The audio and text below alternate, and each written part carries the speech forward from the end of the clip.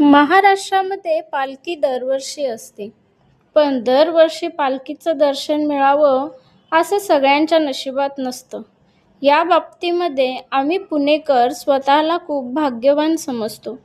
कारण दरवर्षी ज्ञानेश्वर माऊलींचं, तुकोबारायांचं दर्शन आम्हाला मिळतं.